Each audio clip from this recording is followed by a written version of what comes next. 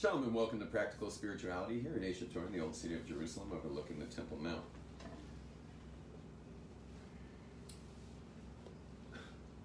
The one thing we can all agree on that's meaningful is love. That's the one thing we can all agree on. Seriously, that's the one thing.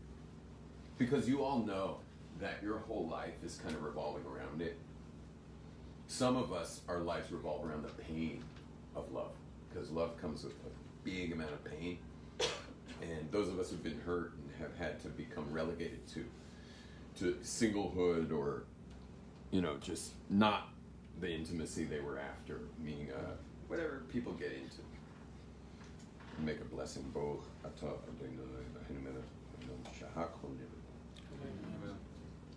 In a world of meaninglessness, the one thing we can all we know is universally meaningful is love. I mean, I'll prove it in a million different ways. One is Hollywood. Every movie's about it, no matter what it is. It could be an adventure, it could be a horror movie, it could be a sci-fi thriller.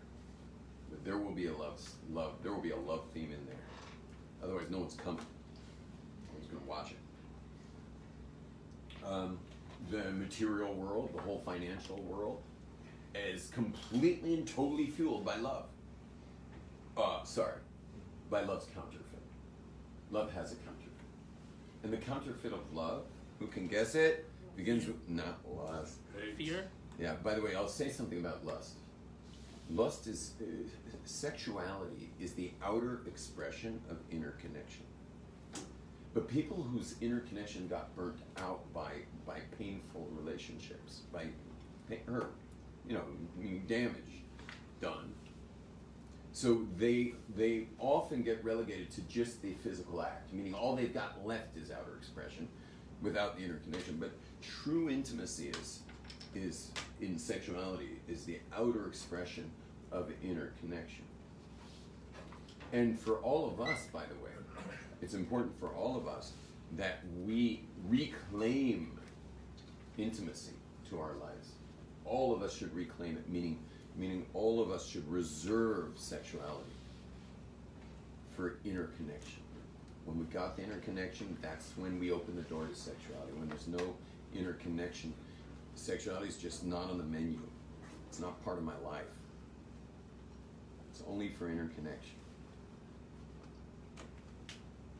And this also goes for married people and being faithful to one's spouse. Meaning we got to maintain that inner connection in our marriages. Marriage has ups and plateaus, but if you don't pay enough attention to it, you don't realize there's dips. You got to watch your intimacy. You got to watch it, you got to monitor it, you got to put an EKG machine on intimacy. Because sometimes you think it's plateaued, but it's actually in a dip mode. And people make big mistakes in those dip modes. You got to pay very close attention to things there, because love is loving connection is the meaning of it all. Now let's look at us. Oh, so I was saying the counterfeit is fear. Now the counterfeit is attention. You'll notice that ever since love didn't work out for you in your life, that it's been about attention. Think about it. Consider whenever your heart got hurt badly, you'll notice that ever since then you've been seeking attention. And that's every SUV and BMW. And thanks for coming, by the way. Can you do me a favor? There's an air conditioner right in front of you. The upper panel. Yeah, the bottom right corner of a little tiny button. No. Yeah. One time. Thank you.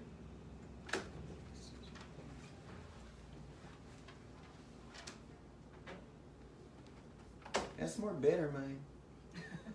That thing is loud. Now, I don't know how long you guys are here for your sound bite, so but I don't want you to leave right now. So hang in there. Right now, I'm going to hang in there for sure. Hang in there a little bit. Yeah, give it to me. The counterfeit of love is attention, because attention, when you're getting attention, it feels like love. It looks like love. When you see someone else getting you, like everyone loves it. Best example is like rock stars. I had a young teenage girl who had probably the most beautiful voice you'd ever heard. I didn't get to hear it personally, but I heard about it. And and she had all the looks and all the everything. And she was sent to me by someone that she needs to go speak to a rabbi about her dream to become a rock star. So she comes, and I'm like, what do I do with a budding rock star 14-year-old, you know, who's dead set on making it out there? And anyway, so I meet her, and we sit down, and I'm like, what do I do with this girl? So God just like sends me. Remember, it's never about how.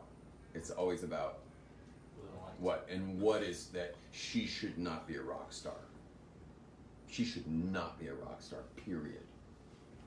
And I don't care who she is on this planet, she should not be a rock star. If it's too late, she should be blessed. If it's not too late, she should not be a rock star, period. She wants to be a pop star. Yeah, pop's probably the better word, popping pills and stuff. So a pop star. So what happens? God sends me the how. I had an iPad right in front of me.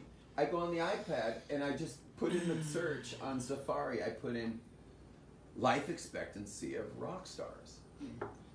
And I get the most amazing website that goes all the way back to the 1940s. Till present. And I wish I'll Google it again later maybe, and I can find it again, because this was many years ago. This whole story took place, gee, I don't even know, 12 years ago. So, not even 12 years, maybe 10 years ago. Anyway, so I Google it. Oh no, I know exactly how long ago, because I know the girl still. It was 8 years ago. Anyway, no one lives till 40. And it says they were born, the day they died, how they died, meaning their name and what they did, and how they died. And then in the right-hand column was their age, you know, the final score at the end. What's the percentage related to drug abuse and substance abuse? So there was about a little more overdoses than suicides. A little more. It was like maybe 65, 35 overdose to suicides. Because, and I'm here to not explain suicide. I'm here to explain the overdose. But anyway, so let's just say when we finished that whole thing, the girl just looks at me. We barely spoke. We were only together for like maybe 20 minutes. She says to me, "I don't think I want to be a rock star anymore." And this girl's in a seminary uniform, you know, the blue shirt with the seminary uniform, and she just like walks out and goes to seminary, like to the girls' yeshiva. Never looked back. Never looked back. You know, happy adult today, very holy. Like you know where I saw her? I saw her handing out Shabbos candles in the shuk.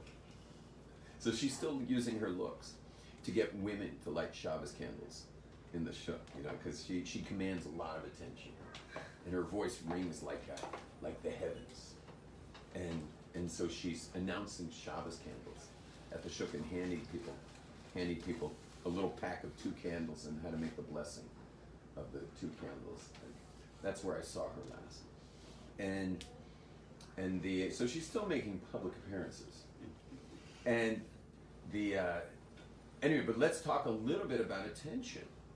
And that is that these people on their rock star fame usually die on the day of their biggest concert.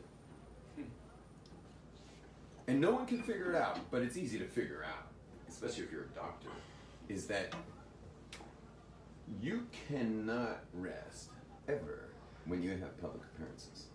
There's no such thing as rest. I mean, there's no like, I'm sorry, I'm not feeling well. What you do instead, if you're not feeling well, is you got to pump yourself up with something to feel well. And ideally that would be yoga and meditation. And then you'd have probably what Sting was doing, and why Sting's now in his 60s and still, you know, just got honored at the Kennedy Music Festival in front of the whole world's dignitaries, and has made such a mark on the music world like nobody else. And thank God he left the Police, which was a crazy risk for the best rock band ever to have hit the 1980s, and somehow he had a vision that would be the way to go, and he was right. Unlike the guy who left before Freddie Mercury walked in. That was the bad move.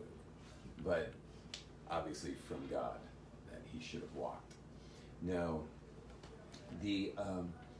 but the problem is at night when you finally get to your hotel room, there's nobody clapping anymore. And I always thought those guys are rich enough to hire people to clap. I mean, just set them up in their bed and just have a couple people around just clapping. You know, just keep clapping while he sleeps. You know, so he just doesn't have to get that deep, dark, empty feeling inside his heart or her heart, like Amy Horehouse. Did I say Horehouse? Yeah. What was the last name? Winehouse. Amy Winehouse. I really. was I was like Jewish. thinking about that. I was like, She was Jewish. that didn't sound right. Yeah. Sorry, Amy Winehouse. You know, it's really horrible that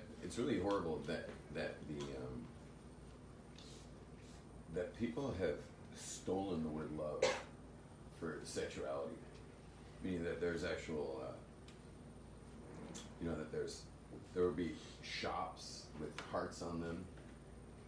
It may even say love, like it's weird, and like websites that are set up to lure people in to start doing some loose clicking. Usually, they'll say something about love. And none of this has anything to do with love. This is all purely surface, like the last millimeter of one's existence.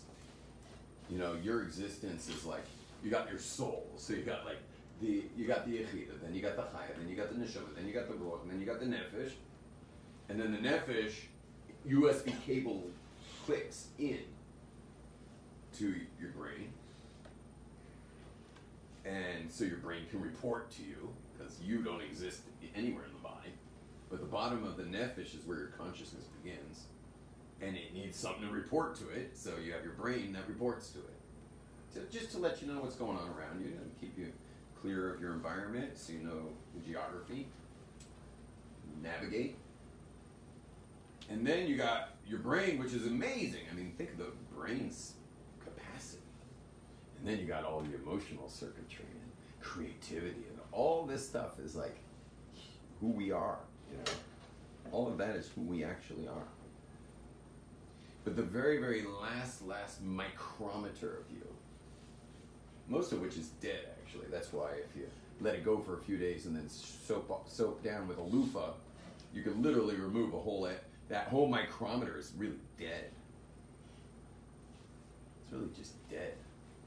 But it's not so dead that it doesn't have nerve endings. You can feel it. You know, it's got a sense of feel. But on that very, very last micrometer of our bodies is where sexuality is. And yet, watch how sexuality will absolutely consume someone's whole being. It will consume them. Sexuality is like it's like Pac-Man. It will just consume you. And that's why our sages said such a pithy and eternally true statement, and that is who is the strong person? And the answer is someone who has their sexuality and also their food and any other, like, you know, serious base desire. Anyone who has those desires under control. Anyone who's got that under control, that's the strong man. Someone who's got that under control. Now, very interesting, our same sages in the same Mishnah, meaning it's called Pirkei Avot, in that same Mishnah says, don't ever trust yourself, which means that conflicts. It says, don't trust yourself to the time you die, yet it says, who's a strong person? The person who can trust himself. Pretty interesting. On the one hand, it says, seek to be the strong person. Who's the strong person? Strong person who has control over his or herself. Seek that. Be that person. But yet the Mishnah also says, don't trust yourself. If you become that strong person, I'm just going to explain it now. If you become that strong person, don't think you're not without vulnerability. Don't think you're invulnerable to fall hard into, you know, those same desires. So it's quite interesting. So on the one hand, build yourself up, become a strong person. On the other hand, never trust yourself from those vulnerabilities. Now,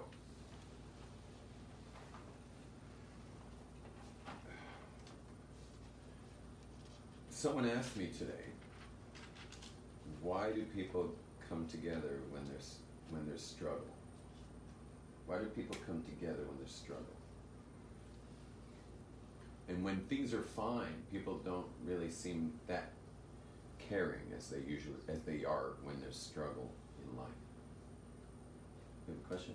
Well, the way the question was phrased is that why? Can you say it loud? Why does God bring suffering in order to bring us together? Like, why is that a way? That was my question. The question already assumes that God was the one who brought the suffering so that there can be togetherness. God allows it. That's where I was going to go with all this, but so let's go from the top.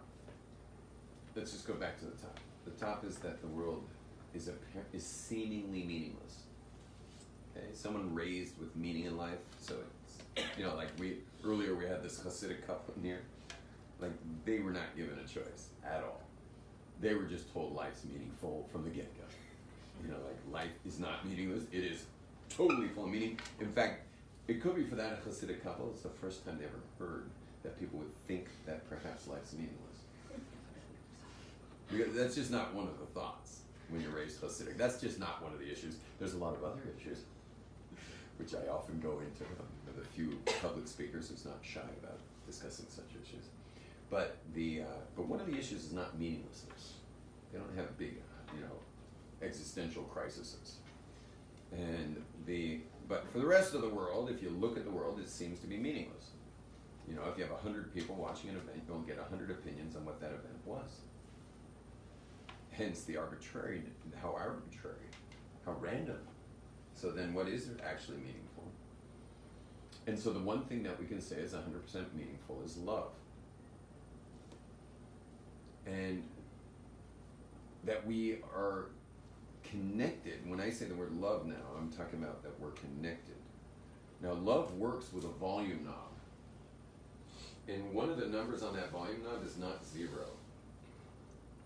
Okay, that's not one of the options when it comes to love. I know a lot of you are giving a big 0 to people. Some of you even have -10. Like, you're supposed to -10 for like people who've harmed you, get -10. Notice that? Anyone who's harmed you got a -10. So mine doesn't go to 0. It doesn't even get to 0. The lowest number on mine is a 1. And that's like for mean cab drivers. No, that's not nice to say. Mean cab drivers are like, they get like a 3. I think pedophiles get a 1. I think they're in the 1 level. I think that's what they get. What's that? I said Shalom.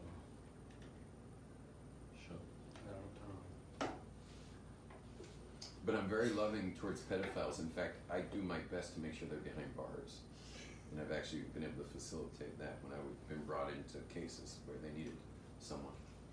And to help get some truth out of people. And I'm good at getting truth out of people.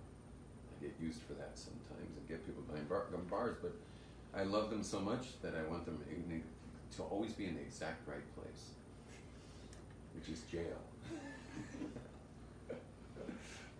That's just out of my love for them. And anyway, but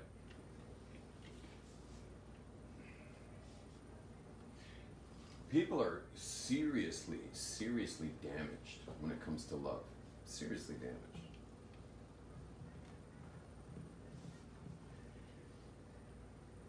For example, our hearts broke. Your heart broke probably 500 times by the time you were 5.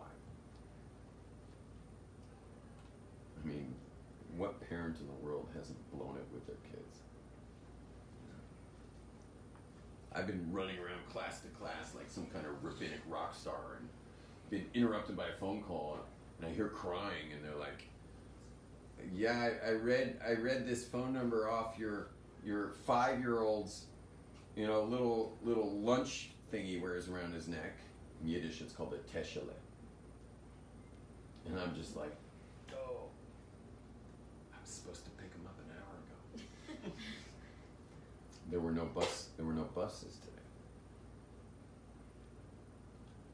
Now, what do you think, if it were 20 minutes before I was supposed to pick him up, if someone told me, hey, you got to go pick him up, do you think there's anything that would have stopped me from running across town and picking up that boy?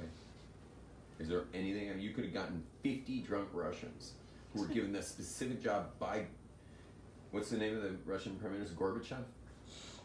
What's his name? Putin. Putin or Putin? That's the president. Okay, whatever. If Putin hired 50 Russians to prevent me from getting across town to my son, they would fail.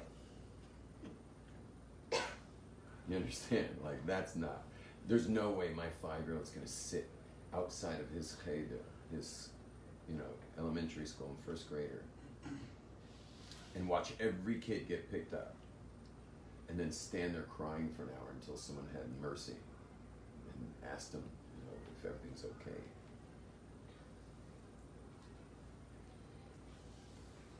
And we all, you don't even know what you went through. There's no way to know.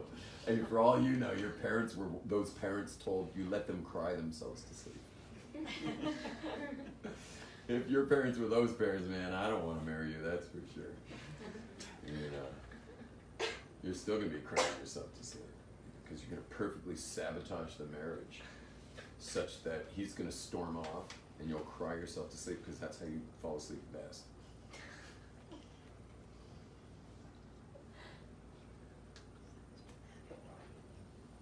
I mean, we've all been through so much. That's the whole thing. Why do people want to protect children? Because they're the most vulnerable echelon of society. Why are they so vulnerable? And the reason is they know the magic trick. The magic trick is someone holds your heart, and you get this incredible feeling. Have you, Roseanne, you ever felt that? Anyone ever held your heart and you had the most amazing feeling in your life? Just me? Come on. Slicha. Every one of you have had that. You're probably all thinking about, you know what you're all thinking about? You're probably thinking about, like, meeting someone you're going to marry. I did that whole questionnaire where you were supposed to raise your hand was supposed to be like somewhere when you were like under 10 years old. Maybe you don't remember the magic feeling. Anyone here remember the magic feeling of being held by your loved ones when you were young? Just knowing there was something safe there and no one was going to drop you for anything. It's an amazing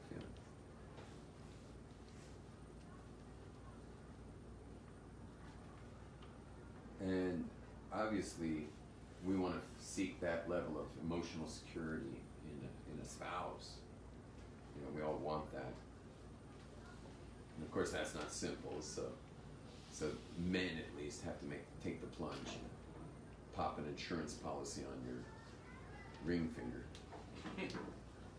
Which is like just probably one of the greatest sacrifices a man will ever make in his life.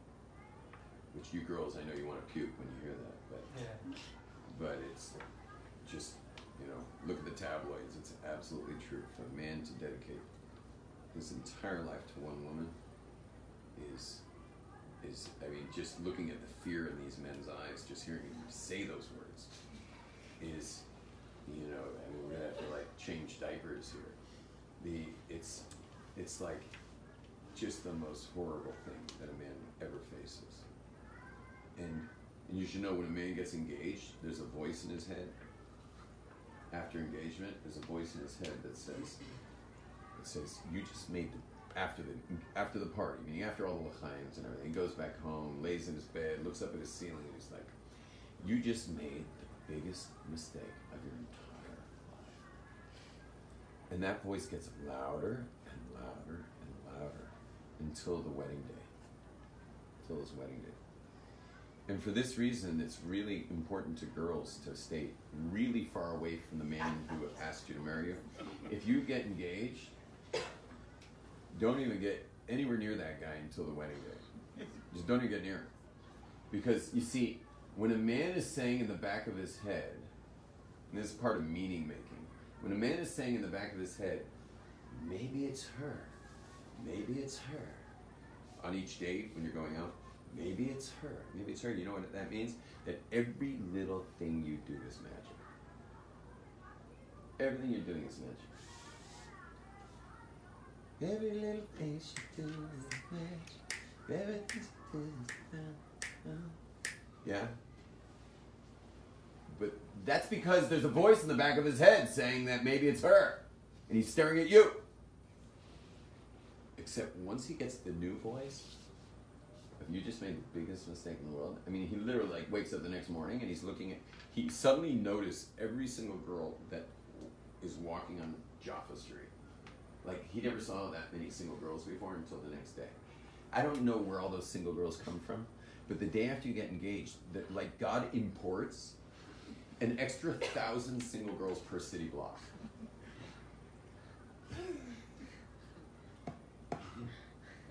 And of course, every Shabbos meal you go to, like, you're trying to go to meals that are just men, and it just, no matter where you go, like, there's another 6 single girls at the Shabbos table.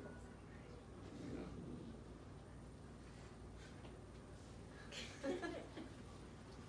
Now, all those things. That's the suffering you were talking about. Yeah, all those things that he thought were cute about you, those same things, are exactly why he's made the biggest mistake in his life. Literally, it's the craziest thing. The same exact things that he thought were cute have now become proof. They flip, like they grow pointed ears and fangs. So everything cute about you is gone after the engagement. And so you just got to stay away from the guy.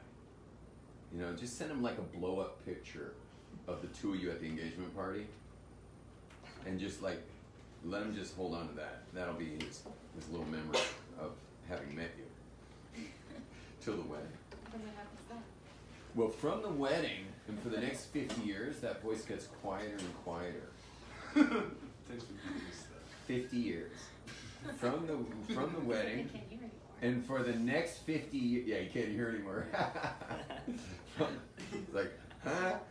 So, from the wedding, for the next 50 years, the voice gets quieter and quieter. Now, you know why I say that?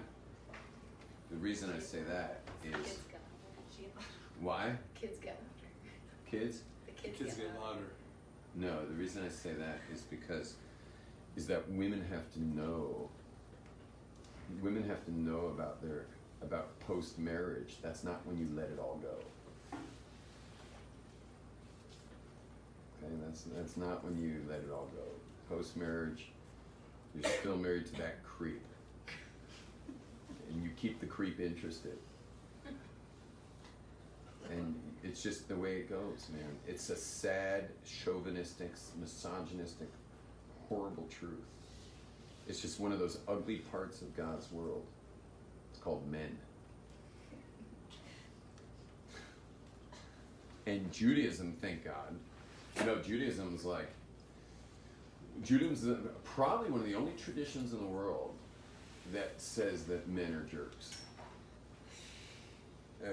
We have the earliest feminist document on the planet called a ketubah, and it protects the woman in marriage. It's, you know how old that document is? I mean, most feminist, legal documents are from the last 70 years probably, and the majority of them probably the last year. And you know how old this document is that protects the rights in all different ways and all different details. Quite a complicated document just to protect women in marriage. Is, you know how old it is? It's 3,331 years old, and not one Jewish man has been married without one. And not only that, if you don't know where it is, let's say the couple had a fire or whatever, something happened, the couple, a married couple of 10, 20, 30 years, can't sleep under the same roof until they get a rabbi to write a new one, and they're not simple to write. And this happened in Haifa You remember there was like big fires in Haifa? There was some terrible fire. And you know what they did? They had to bring emergency rabbis. And in like yellow vests with tassels. Emergency rabbis came in with neon yellow tzitzis. And they sat at desks. They sat at desks and just couple after couple after couple came to get their ketubah so they could go home together. Or wherever they were staying, because the government provided some places. And they weren't allowed to stand under the same roof because a woman's not allowed to spend even one night with her own husband without protection. And we take this very seriously. And speaking of tassels, you know what these tassels are called in Hebrew? They're called tzitzit. You know how you say that in English? Very simple. Men are jerks. That's it. In Hebrew, it's called tzitzit. In Hebrew, what is it, men? Tzitzit. No, in English. Sorry, in English. Men are jerks. Men are jerks. Now there are some who aren't men who aren't jerks because you've been raised by women. Because our fathers were ripped out away from us and sent into offices, and we were raised by, 10 years of female teachers and taught us exactly how to please the female and how to be nice and be the nice guy and all that stuff. But if there's anything less attractive to females than a nice guy, I can't even think of it. And so all you men who think you're like, all you men who pride yourself in the fact that you wouldn't hurt a fly, you better just go buy a fly swatter. And by the way, the inference isn't to make that you should be a not nice guy. You should be a nice guy, but you should be an integrated man. Which is going to be therapy. Good luck. Good luck. I mean, you guys are so far gone. I mean, you wouldn't find the manhood inside of you if you had a microscope. Like it's just not there. It's therapy. You're lucky, your generation. Like I'm also lucky. I have my factory settings, indelibly marked in me by a sports fanatic father. And I don't know why in the 10th row of the Ram games you need binoculars for cheerleaders.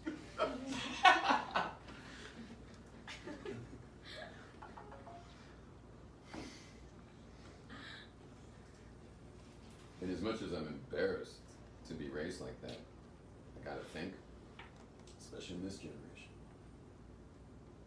people have tremendous struggles even about even the nature of their sexuality is in question.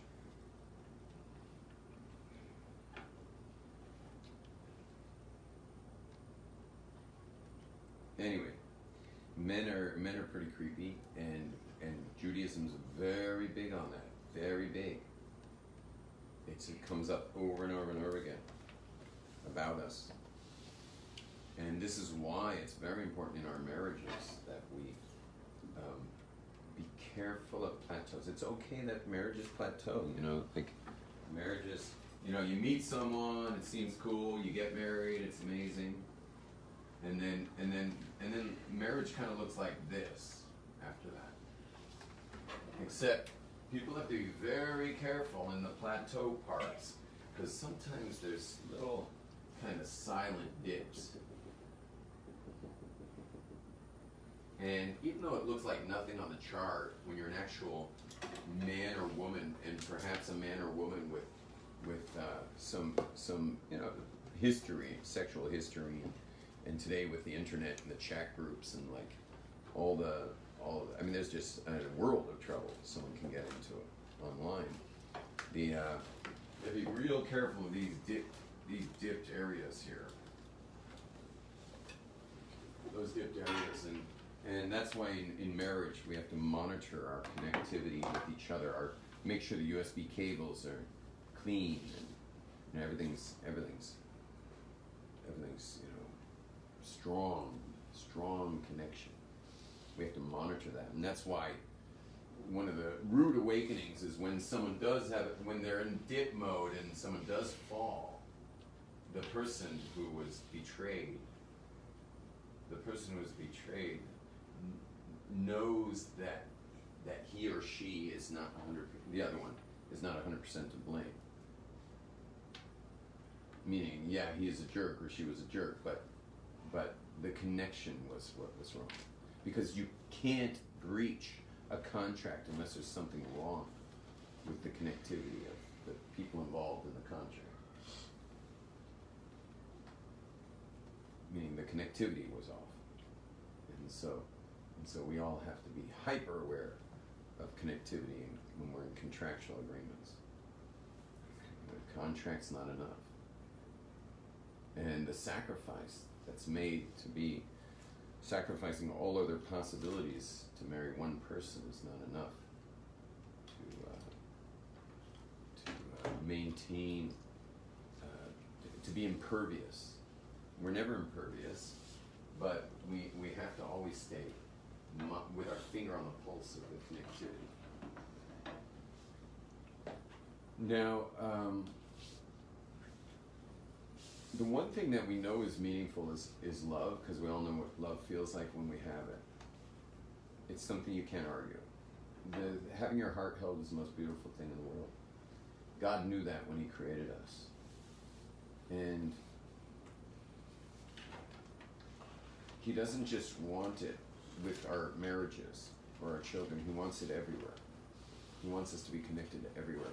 God notices when human beings are not carrying each other's burdens.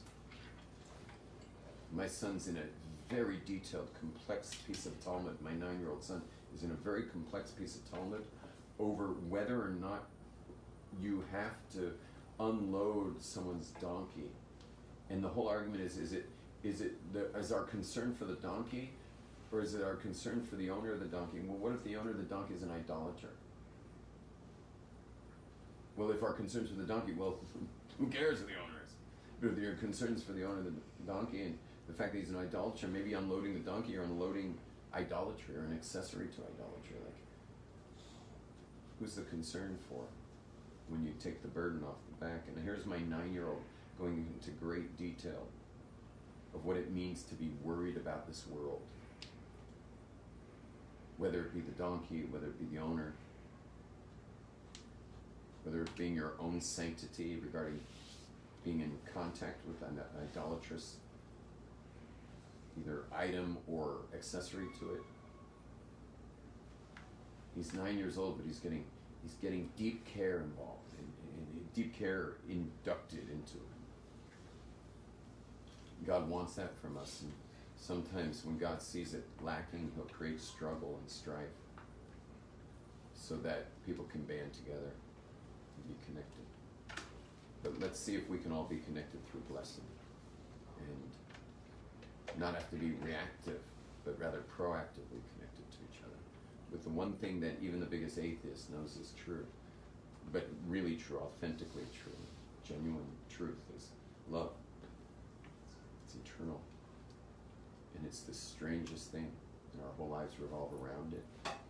And it's what we're here for, and it's a proof of God, and it's an actual proof of God itself, because it's not so clear.